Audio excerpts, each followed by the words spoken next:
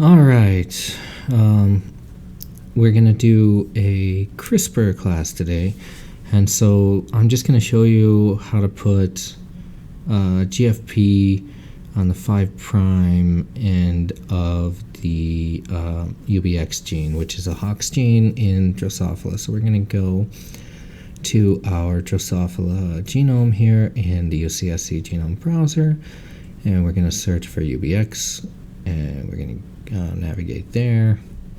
It's going to take us to the gene zoomed in, and we can see that conveniently the 5' end is the same on all of the isoforms, which is handy because we want to stick GFP there. So we're going to zoom in, and okay, I'm going to zoom in here, and you can see when we zoom in all of these are individual guide RNAs from the CRISPR database, CRISPR. And it's very handy because, like you can see right here, we want to insert at the start codon. So we have these guide RNAs, and this one is pretty good position, as you saw, and it's pretty good efficiency, and it's very specific. It's not going to have any off-targets, probably, any off-target cuts in the genome. So this is a great option, and so we're going to go ahead and use this one. So we'll open the details of it in the CRISPR website, which will take some time. But here we're just going to open it in a new tab. Okay, and then we're going to go back, and we're going to look for one on the other side. We're going to want to cut a chunk out. We're not going to want to use this one because the cut site, which is going to be 3 to 4 base pairs from the PAM, is going to be maybe too close to the start codon. So we're going to click on this one instead, this one that we clicked on, and the efficiency and the specificity and the off targets are good again. So we're going to go ahead and open that one in a new tab so we can get the details and save it in a file later. So now that we've got these guide RNAs chosen, so we can cut, a chunk out around the start codon, which we can then insert back in with our plasmid that we're going to create, right? So,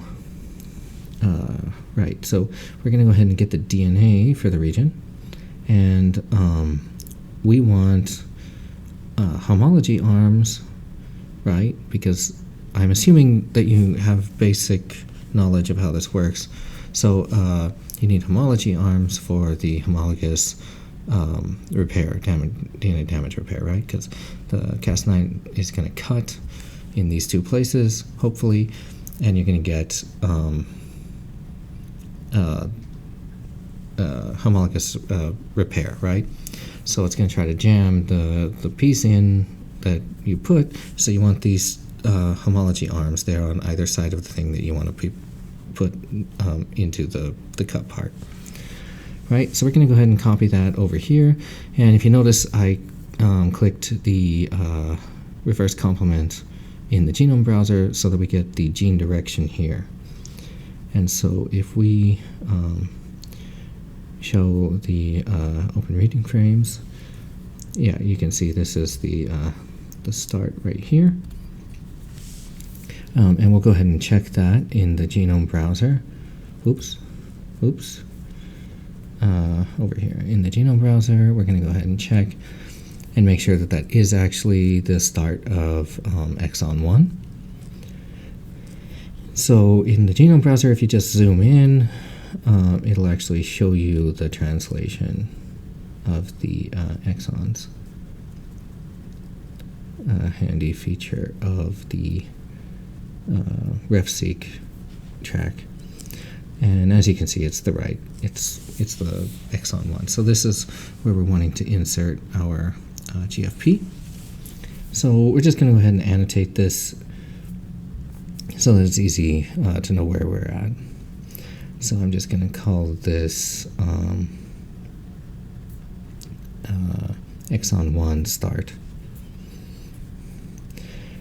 and then we can hide the open reading frames after. I like to color everything. So we can, we should just show the translation. That way, if we need to know it's there, and we can hide that ugly open reading frame thing. So so now we're going to go ahead and take our guide RNAs that we've selected, and we're going to find them in our sequence there, and then annotate them. So Control F, Control V, and then let's annotate it by making it a feature. I'm going to call this gRNA1, and I'm going to put the direction on it so it's easy to figure out where the PAM is, and we're going to make it red, and we'll make the guide RNAs red so that's easy to figure out what's what. And then we'll go ahead and grab our other one and do the same thing. So anyway, also you can grab all this information here from from CRISPR. You can actually export it in a table, which in an Excel sheet, so you can reference it later. And yeah, so let's go ahead and grab this, and we'll go back, Control F, Control V. That's where it is. So you see, and we'll go ahead and annotate it, but you can see that if you were to cut with these two, then you would get the start codon and a little bit around it chopped out, which is what we want. And okay, so we've got that annotated, and now this is where we're going to be inserting our GFP, right? So we need to do a couple of things. One of the things that we need to do is we need to mutate our guide RNA sequences here in our arms, in our homology arms, so that when we insert our insert, right? When the insert gets put into the genome by homologous damage repair, then the Cas9 is not going to just recut it out, right? Because if we don't change the guide RNAs, then the Cas9 can just go there and bind. And so, yeah, so we're going to grab a codon table really quick, because I don't remember what codon translates to what off the top of my head. So yeah, so we're going to want to, on this one, on guide RNA 2, we're going to want to change the PAM. So we're going to want to remove that PAM so that it doesn't get cut there. And that's in the coding region. So we're going to want to change that that alanine codon to another one that removes the NGG, right? Because NGG is the PAM sequence, right? So one second. Right. So yeah. So the PAM is NGG, and some other very low efficiency PAMs exist as well. So you might want to just keep that in mind. Just try to avoid those low efficiency ones as well. But for the most part, if you just make it not NGG anymore, so change one of the G's, you should be okay. All right, so we're going to go ahead and change this this sequence here to oh shoot, let's just go back real quick to our codon table, right? So what we've got is this. We're going to change it to this. Yeah, and so in SnapGene here, we can just go ahead and change that that single base. And we'll come back to this also, and we'll change it a little bit later to be a little bit more different, right? Because the cut is not actually going to happen at the PAM. So it's going to be 3 to 4 base pairs into the guide RNA. So that's where the cut site should be. So we're going to change a couple base pairs in there later as well. But first, let's go over here and make our changes. So this guide RNA is in the 5' UTR, and the 5' UTR is a regulatory region, right? So it's trying to, it's the promoter, right? It's got the promoter in there. It's where RNA polymerase is recruited. And so let's quickly just label where the cut's going to be, roughly, right? Because there's no point in changing nucleic bases on the other side of where the cut is, because we aren't introducing new DNA there, right? We are introducing new DNA on the right side of the cut. So what we're going to go ahead and do is import motifs for transcription factors, and we're going to see if any transcription factors which we think might be important are going to be affected by the changes that we're going to make, right? Because we don't want to change the regulatory region here. So we're going to go ahead and grab a file that I've made with a whole bunch of popular, well-known motifs or of transcription factors, and look at what's going on there. And for this purpose, these particular transcription factors I don't think are particularly important for UBX expression, so I'm gonna ignore them for the most part. We will check after I make the changes and see how much difference it is, how much difference we've made at the end. But I'm not too concerned about these. If I make a difference in the binding of these, it's not a big deal, I don't think. So I'm going to go ahead and make a change, a couple of changes, just to make sure that this guide RNA will not be a guide RNA in our insert, right? So what I'm actually going to do is take the reverse complement and just flip it in here. That way I'm also not changing the GC content, right? Because that might be important. So just trying to keep things as similar to the original as possible without having the guide RNA cut. So I just flip that around, and I'm going to flip these 4 around as well. 3 or 4. And yeah, then I'm going to go ahead and label these, or actually let's first look at the motifs again. Let's go ahead and import motifs again. I'm just going to find these in here. I really need to organize this folder, the shared folder. It's hard to find motifs. And we're going to go ahead and import them again. And again, this is a very extensive list of transcription factors.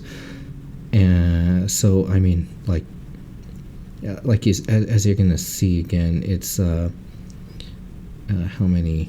Like 700 something in this small region. 700 something binding sites, potential binding sites of transcription factors.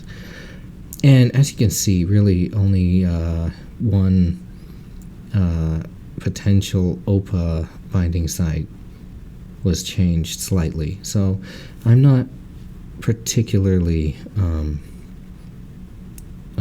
displeased with how that turned out. I'm going to go ahead and go with it. So the mutations, I'm just going to label in, as gRNA1 mutations, because I introduced these mutations, and labeling them with the light blue again, so that I know these are mutations in the maps later. And all right, so then, yeah, gRNA1 mutation, and then I'm actually going to want to mutate this second guide RNA again a little bit more, right? Because this is where we want to put things in. The cut site is going to be a little bit, downstream of this mutation that we just made, that we added. So we're going to go ahead and also change this codon. So this one is a serine, which is very convenient because we can completely change it, right? So that'll really reduce the chance of the Cas9 ending up cutting our resultant insert, right? So we're going to go ahead and change that from this to this over here. Yeah. So every base is different. So our guide RNA should not bind here. And we'll go ahead and annotate that just by changing the annotation that we already have.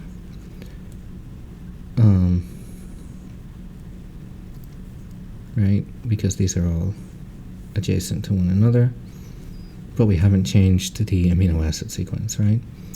So so we'll just double click on this, and we'll click on the right side of it, and then increase it by 3. All right. So now the introduced mutations are done, right? So now if we just use the Cas9, the CRISPR system, and cut this chunk out and then inserted this exact mutated chunk in, it would not cut anymore, right? So this is where the start of the 5' arm is going to be. So the arms can be made either by PCR amplification of the arms themselves, and then cloning, traditional cloning, or you can do PCRs where you're making blocks and then do like a Gibson assembly, or you can order blocks, which are very expensive from a service. I'm going to do this just show you how to make primers for it.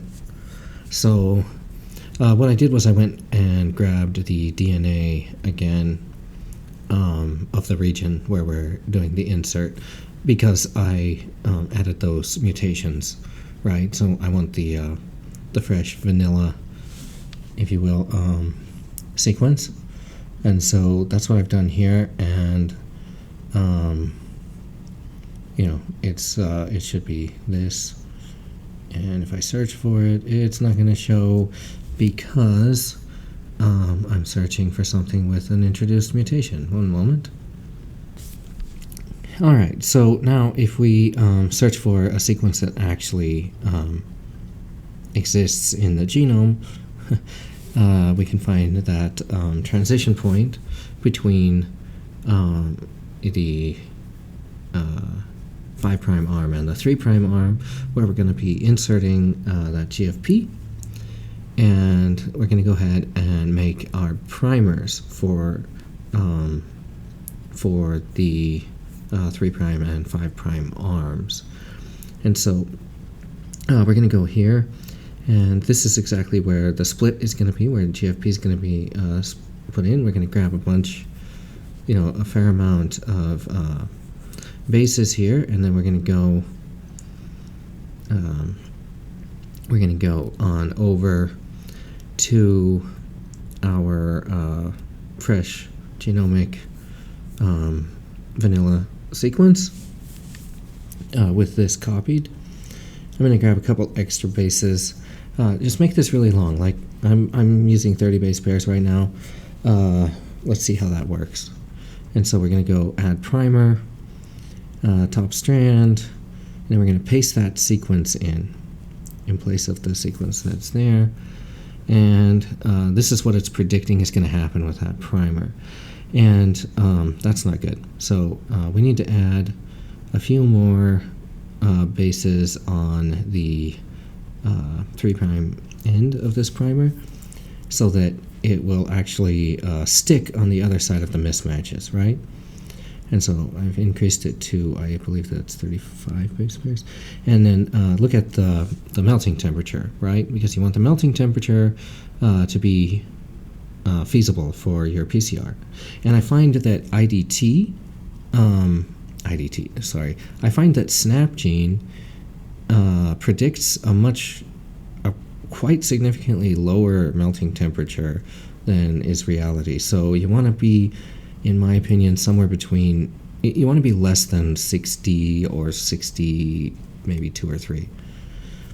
So 58 is pretty good. So now we're going to go ahead and do the same thing for the 5' arm, for the reverse primer for the 5' arm. And so we're going to replace, so we replace that sequence there, and something is amiss here. I'm going to change this to make the melting temperature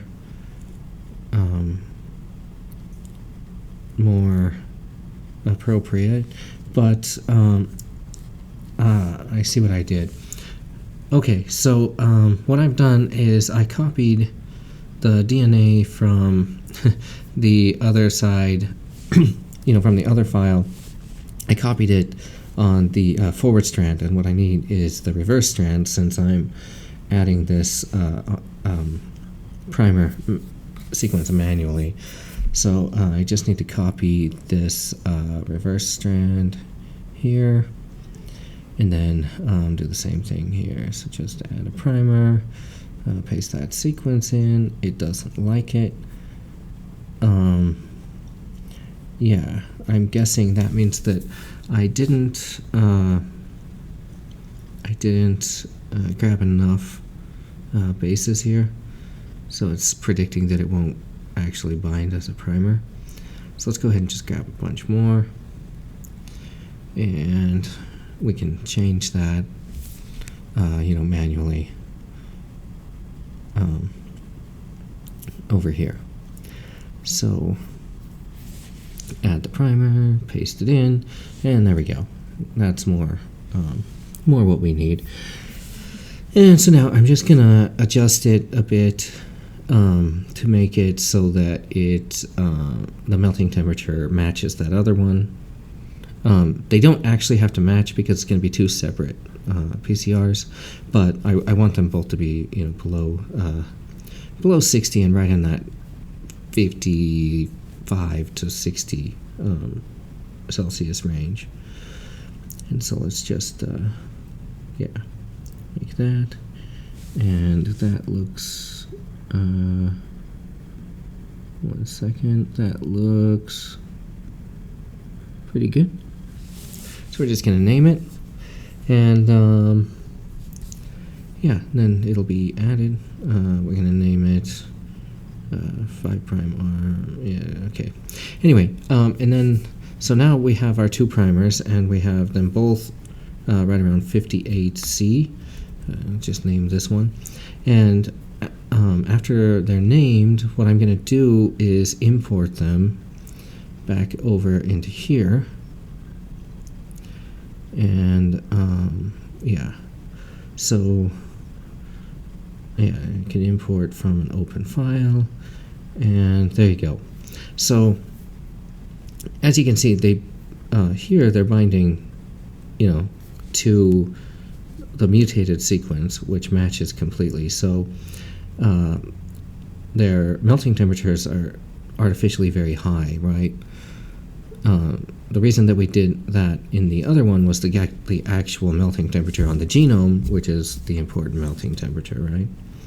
And so now we're going to go ahead and make the forward primer for the 5' arm.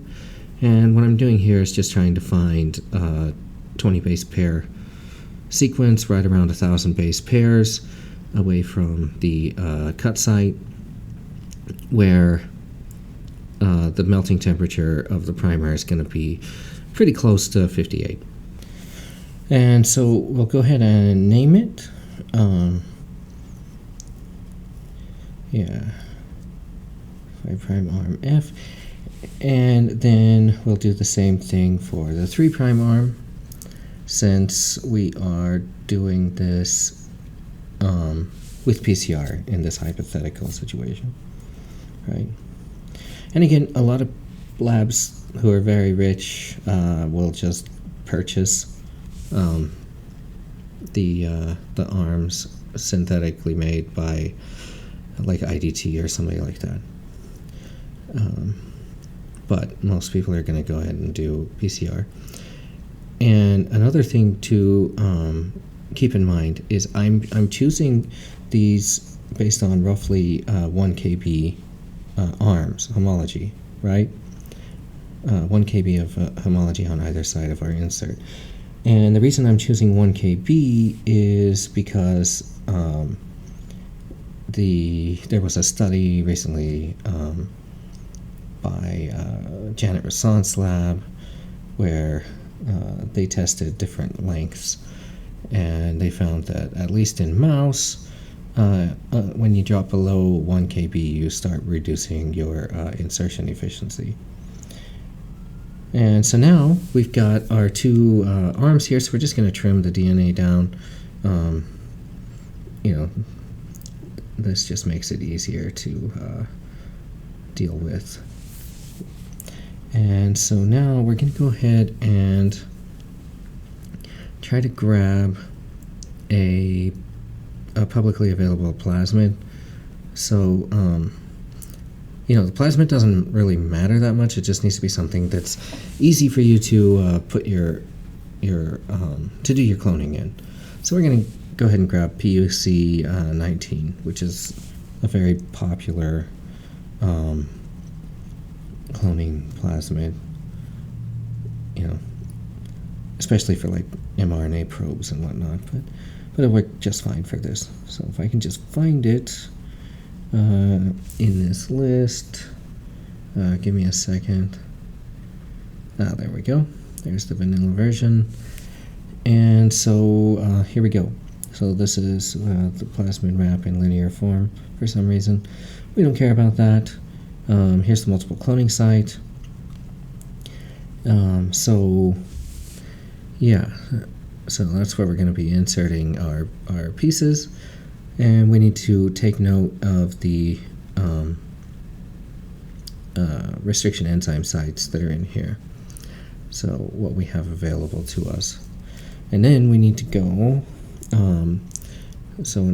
after looking at these, then we need to go back to our file here and look at the enzymes list and the non-cutters. So what we want to do is find a non-cutter that matches, that exists in that multiple cloning site.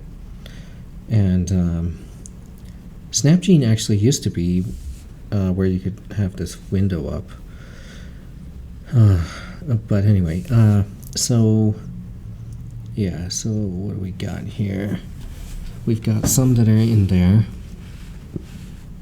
We don't have EcoR1, but we do have XBA1 and KPN1. So we'll go with XBA1 and KPN1. And so a new feature of SnapGene actually is that you can add your enzyme sites to your primers in the primer dialog.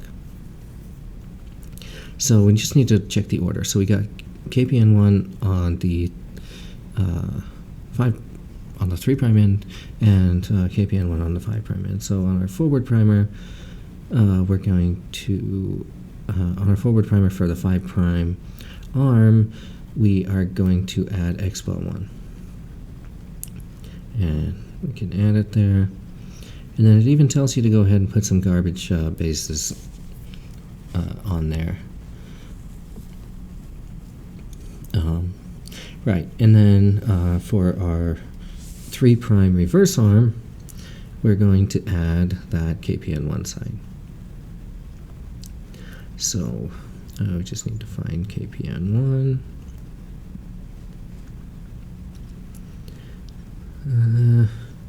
This is not the best way to do this, I don't think, but it works. Okay, And then we're going to add our garbage bases. And those garbage bases just make it so that the restriction enzymes can bind better and also protects against end breakage, right?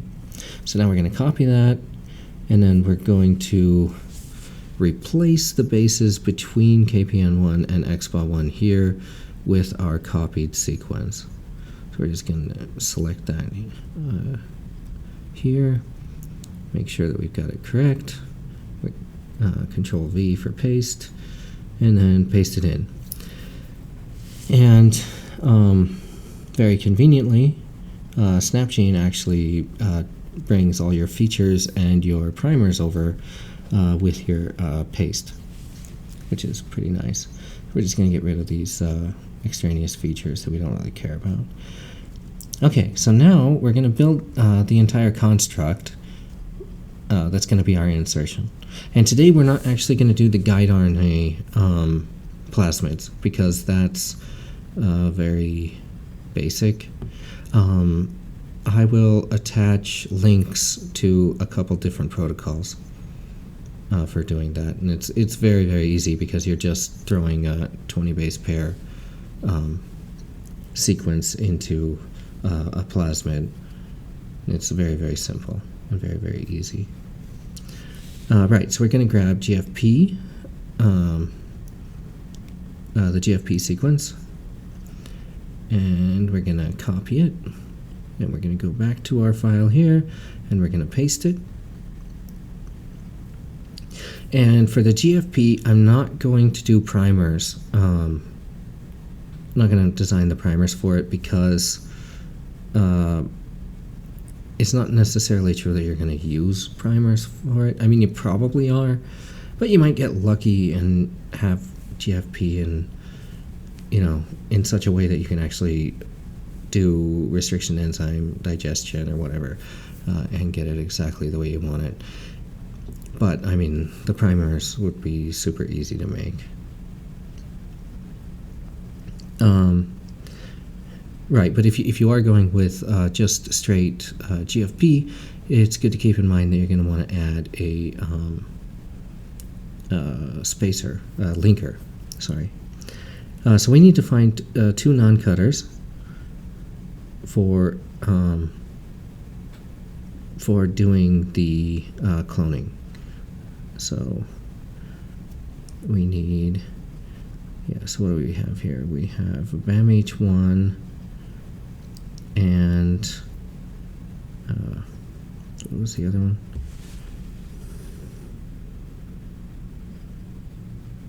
And H1, yeah. Okay, so we're going to copy that sequence, and we're not going to paste it in right now because we want to consider the codons that are going to be created between GFP and the exon 1 of our UBX gene, right? And so we're going to go ahead and look at the codons that'll be there if we don't shift anything around, right? So it's just going to be 2 codons each. So if we, so we're worried about what's going to be created there.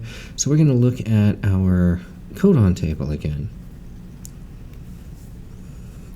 And,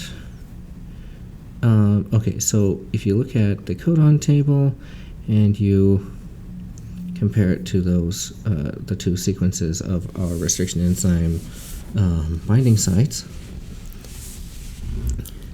then what you find is that BAMH1 results in a glycer, right? And so the glycer is actually perfect, and H starts with a threonine, so not great.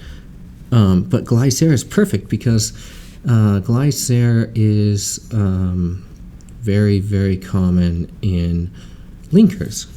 So if we just pull up really quick,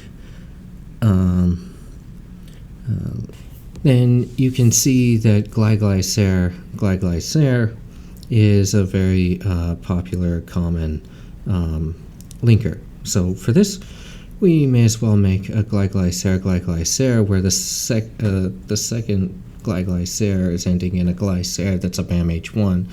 And then you can actually add that onto your GFP reverse primer if that's how you're getting your GFP. And that's a very convenient way of making your linker and adding your restriction enzyme at the same time. And now it's very important also to remember that you're going to need to add these yeah, I'm not going to do it here because it's kind of annoying, but you're going to need to add to these primers the restriction enzyme sites that you're using for doing the stepwise actions. So here we're going to go ahead and add our age 1, but if you're doing like step-by-step ligation, so you're adding, let's say, like 5' arm, then GFP, and then a 3' arm in a step-by-step, then you're going to need to add restriction enzyme sites, additional restriction enzyme sites onto some of your primers here, so that, you see what I mean? So like the reverse primer for the 5' arm, you're going to want to add a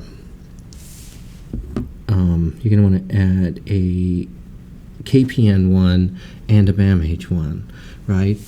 And you're going to add those outside of your age 1, right? So then you're basically building a multiple cloning site, if that makes sense. But like I said, I'm not going to add those here because it's a little bit confusing if I do that, I think. But, this is basic molecular cloning, not really unique to CRISPR. So if you want to learn that, I'm sure there are lots of tutorials out there. And also drop a comment if you want me to do, if you want me to explain that at all, a little bit more in detail. I can maybe like draw pictures. Right. So now we're going to make our linker, right? And we need the sequence to not result in a BAMH1.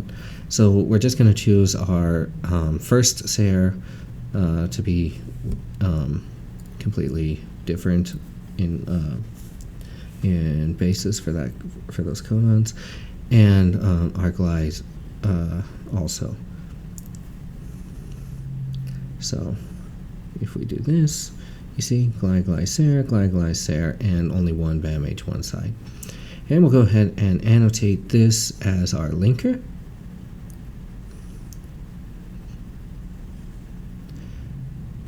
And label it linker. Add that. And that is basically everything. Let me think if there's anything else. But as you can see, the GFP is just going to continue like transcription through the linker into the UBX gene in the endogenous locus. And yeah, that's basically it. You can just add the linker to GFP with primers. GFP is pretty small. You might actually be able to buy the whole thing in a chunk from like ITT for relatively cheap. 1 KB is like $800, so I wouldn't suggest it. But something in the GFP range, what is that, around 600 or so, might not be so bad. It's not a linear cost equation. Right, so we're just going to label our arms really quick. So this is the UBX codon 1, and it's the 3' arm in our plasmid here. So you can label it whatever you want, but it's a very good idea. It's a good practice to label everything and annotate it. And so I'm going to make the arms purple just to make it clear, and I'm going to go ahead and put arrows on it so it's a little bit easier to understand, and label the other arm as well. Yeah, I don't want the restriction enzyme site because that's not actually part of the arm, although it's really not a big deal if you do that. And then just name it and label it. And this is the 5' UTR and the 5' arm. So I'm going to label it accordingly.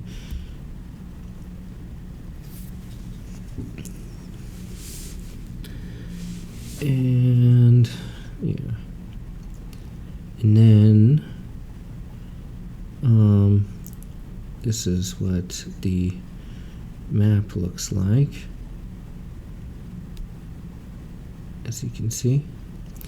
So very simple, very easy. It takes some practice to get kind of used to it, but it's very straightforward, I think. And I'm sure that the way that I do it is very inefficient, and there are way better ways. But this is how I do it, and I don't really have a lot of community, I guess, where I can actually get a lot of feedback. But I do have a little bit, and the people that I talk to that are doing this also, this is basically how they're doing it as well. And that is the end of today's lesson. Thank you for checking out the video, and see you next time. Get back to work.